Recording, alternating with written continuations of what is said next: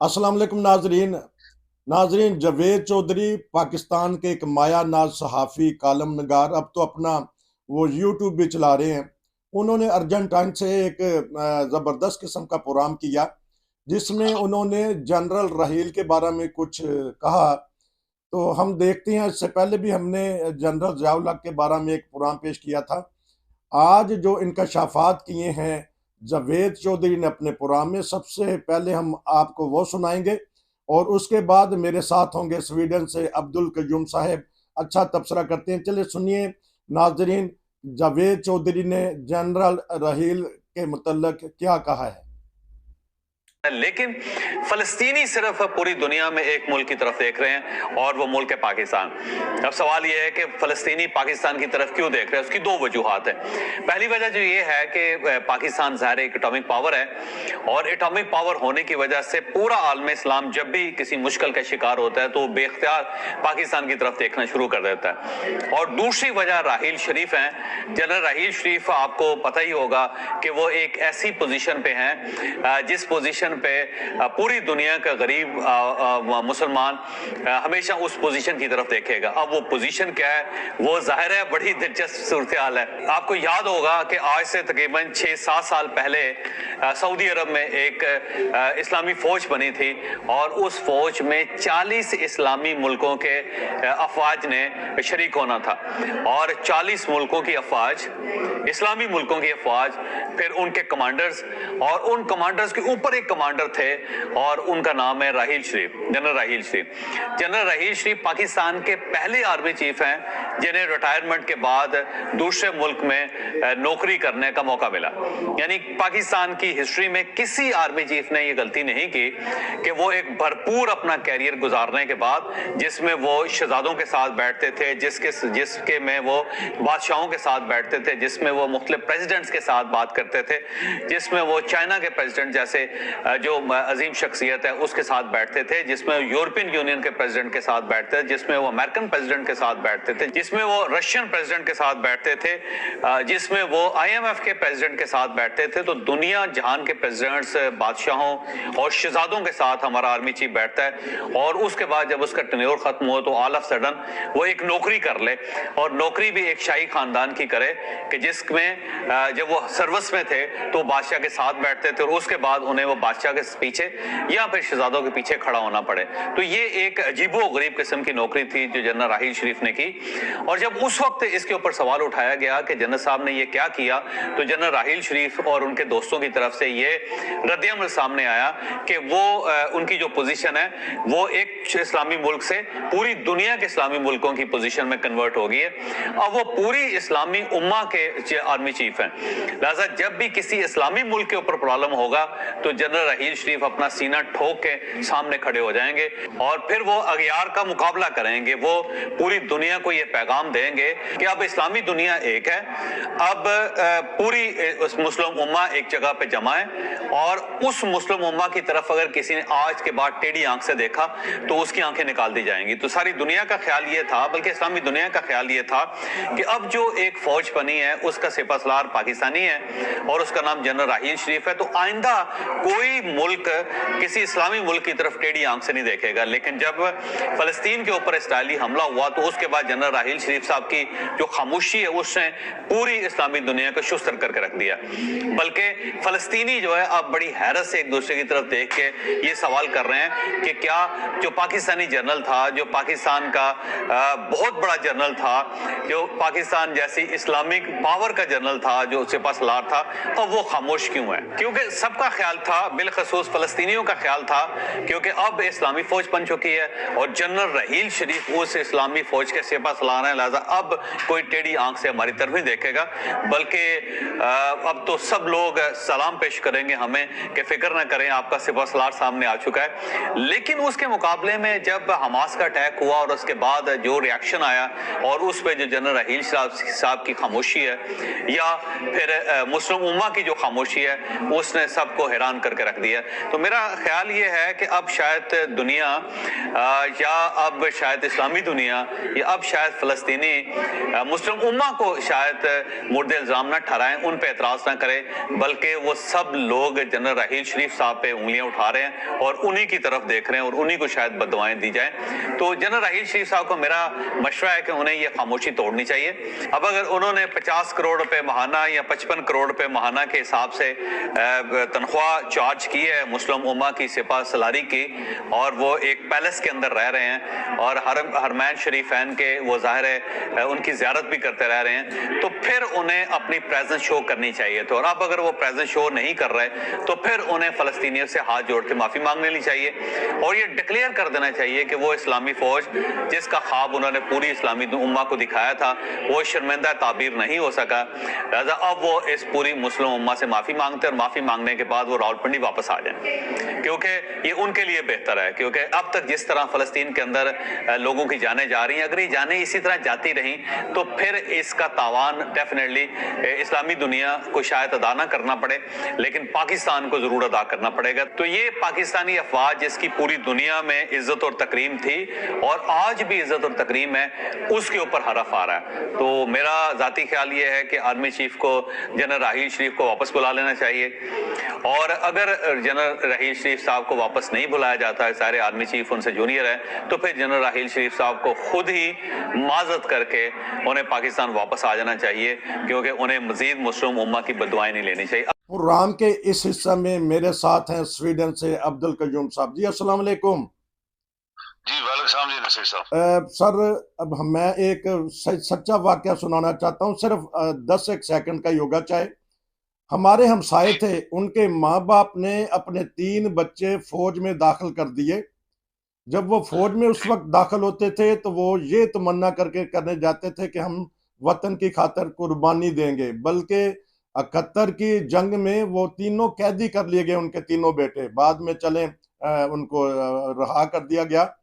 उस वक्त फौज में जाने का ये जज्बा होता था। अभी मैंने जावेद चौधरी का एक बड़ा इंकशाफ से भरपूर क्लिप देखा, तो हमारे जनरल के बारे में तो आप कहते रहते थे, तो क्या कहेंगे इस क्लिप के बारे में?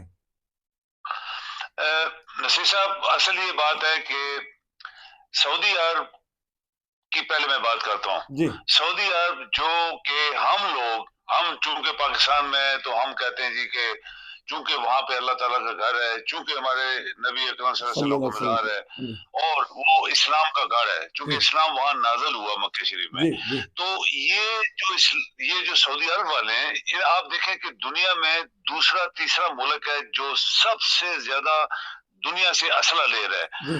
और आप ये देखें कि जब इनके ऊपर छोटी सी भी मुसीबत आती है तो ये दूसरे मुल्कों से फौज मांगते हैं। हैरानगी की ये बात है कि असले का गढ़ है, वो दुनिया का असला, मॉडर्न असला खरीदा हुआ पैसे के जोर से। चलाने के लिए कौन है? फिर वो पाकिस्तान को बोलेंगे यमन की जंग हो रही है, तो ये नवाज शरीफ था, नया नया बना था, इसको पता नहीं कितने $मिलियन ऐसे ही थमा दिए बगैर किसी बोले हुए कि ये क्यों दे रहे हैं। वो यमन की जंग के लिए दिए थे उन्होंने कि पाकिस्तान से फौज मांगेंगे, पाकिस्तान की फौज लड़ेगी हमारी तरफ से यानी सऊदीया की तरफ से, और यमन वालों को मारेंगे, वो भी मुसलमान ये भी मुसलमान।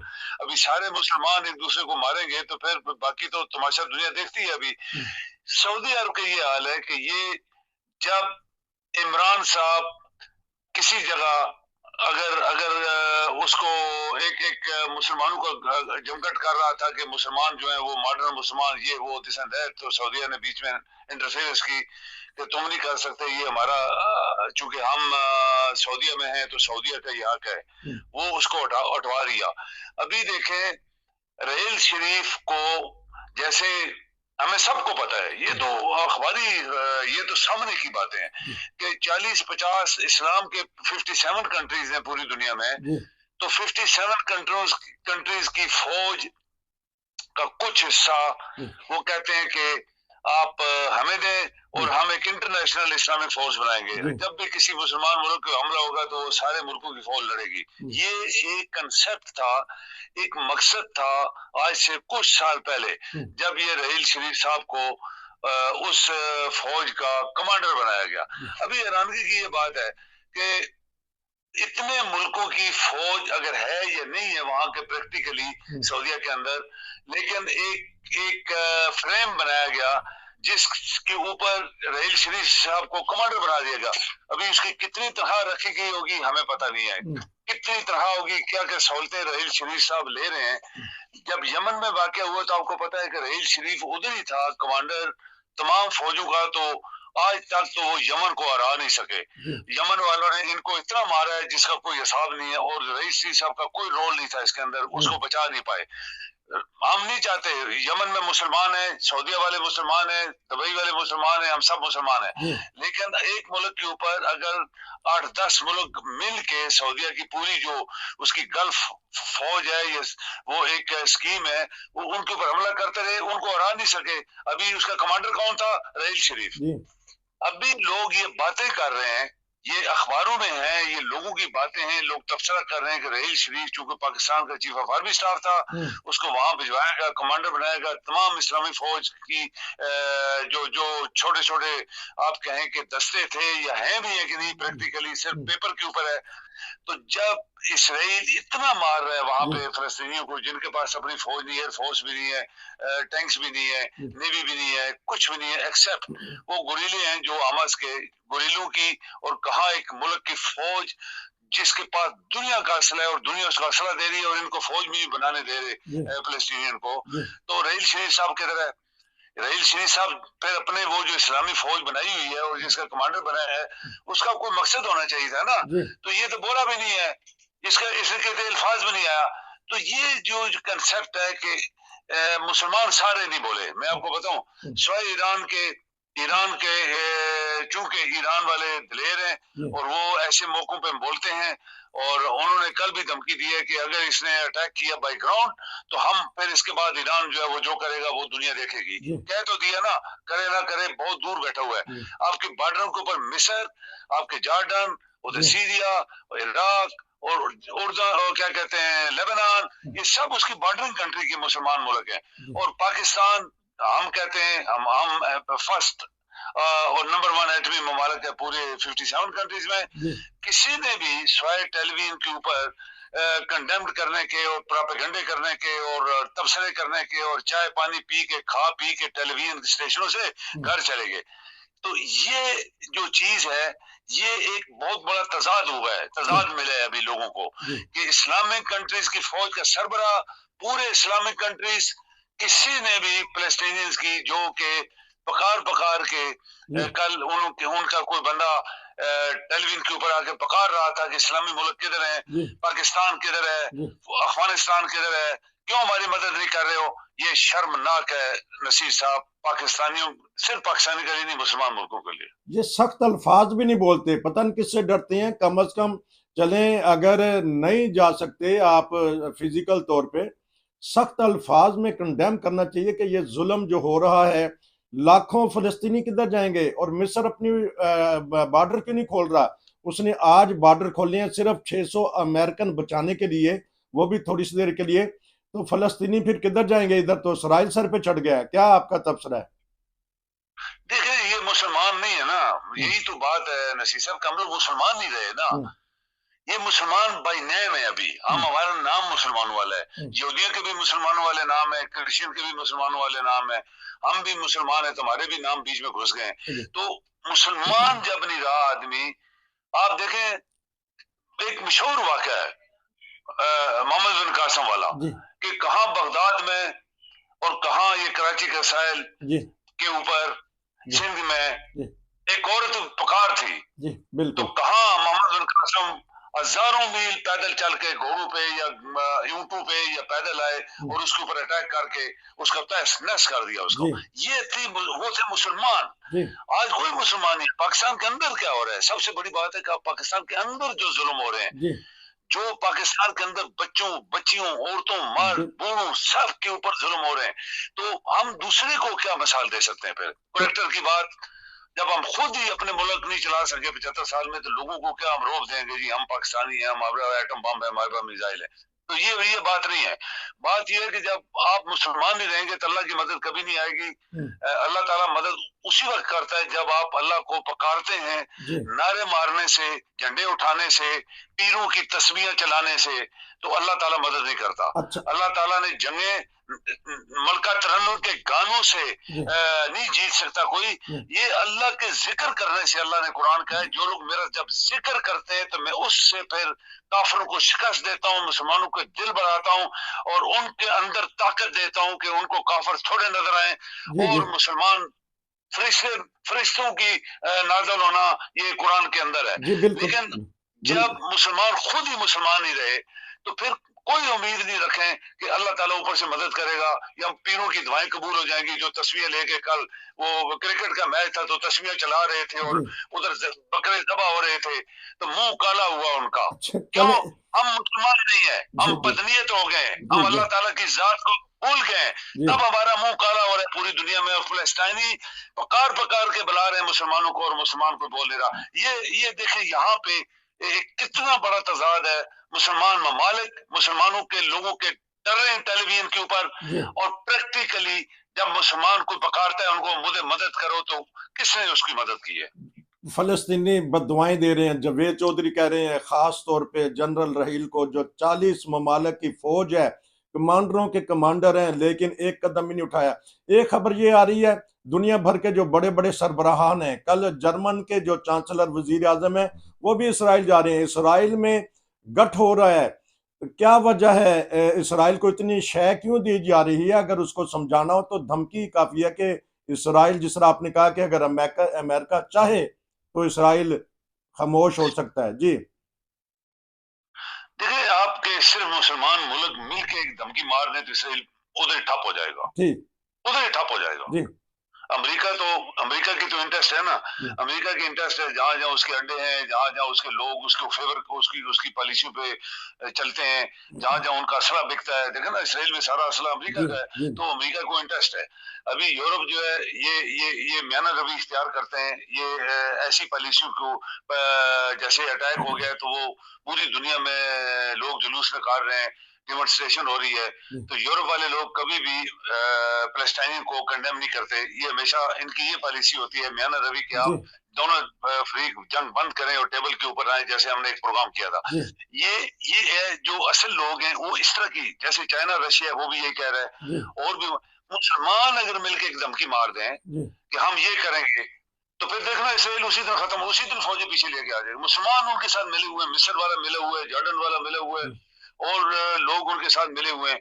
तो फिर एक ऐसी स्टेट जिसके पास अपना मुल्क नहीं है, अपना फौज नहीं है, अपनी एयरफोर्स नहीं है, अपनी नेवी नहीं है, ट्रेंड आर्मी नहीं है, असला नहीं है, तो वो तो एक गुरिल्ला टाइप की जंग है जो वो कभी मार जाते हैं तो फिर मार खाते हैं, फिर मारते हैं, मार खाते हैं। कई सालों से मार खा रहे हैं, 76 साल उनको हो गए मार खा रहे हैं। शतीला कैंप आपको पता है, वो जो लेबनान में हुआ था कि जानवरों की तरह उनको मारा गया था, कत्ल किए गए थे, उनकी लाशें सड़कों पे कई महीने पड़ी रही। तो कुछ नहीं किया मुसलमानों ने। अभी रईस शरीफ तनख्वाह लेने के लिए वहां बैठा हुआ है, उसको तनख्वाह पता नहीं कितनी मिलती है, आपके करोड़ों में मिलती होगी, बंगला भी मिला होगा, गाड़ियां भी मिली होगी। आज उम्र मुफ्त करो, आज उम्र से तो कुछ नहीं मिलता, जो मेरा ईमान है। आप लाख आज करके आ जाओ, लाख उम्रे करो, 20,000 नमाजें उधर एक दिन में पढ़ के आ जाओ और 40,000 कुर्बानियां लोगों को दिखाने के लिए कर दो, मिलता कुछ नहीं है, जीरो। उसका रिजल्ट जीरो, चूंकि नीयत ठीक नहीं है अंदर से। तो ये चीजें मेरे ख्याल में मुसलमान मुल्कों के लिए शर्मनाक है, शर्मनाक एक चीज है कि इतने मुसलमान होने के बावजूद, इतनी बड़ी फौजें होने के बावजूद हम नहीं चाहते जंग करें, लेकिन प्रेशर तो पाए ना, उसके ऊपर प्रेशर तो डाले ना इसराइल के ऊपर। जो पॉलिटिकल प्रेशर होता है और इतने बड़े मुसलमान मुल्कों का गठों का एक दफा प्रेशर डालेगा तो इसराइल जो है वो फौरन स्टॉप करेगा जंग। वो प्रेशर भी उसके ऊपर नहीं जा रहा।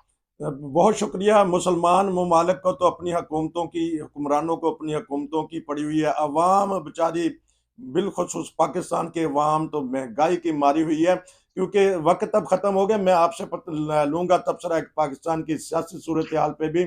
नाजरीन, ये हमने जावेद चौधरी का क्लिप दिखाया, ये उनकी आवाज़ है, वो उनकी फिल्म नहीं चला सकते कॉपीराइट्स की वजह से। आवाज़ हमने दिखा दिया, उन्होंने खुद बता दिया है कि हमारे जनरल क्या क्या करते हैं। और ऊपर से हमारे अब्दुल कयूम साहब हैं, उन्होंने बताया कि अगर इस्लामी मुल्क मिल के यकजा हो के थोड़ी सी बात भी इसराइल को कह दें तो उसके टैंक वहीं रुक जाएंगे। अगर उसके टैंक ना रुके तो आने वाले दिनों में बहुत ही कष्ट खून होगा, हर तरफ जानें ज़ाया होंगी और बच्चे यतीम होंगे। आपका बहुत शुक्रिया, इंशाल्लाह फिर आपसे दोबारा राब्ता रखेंगे। नसीर को इजाज़त दीजिए, अस्सलाम वालेकुम। आपका शुक्रिया। जी शुक्रिया।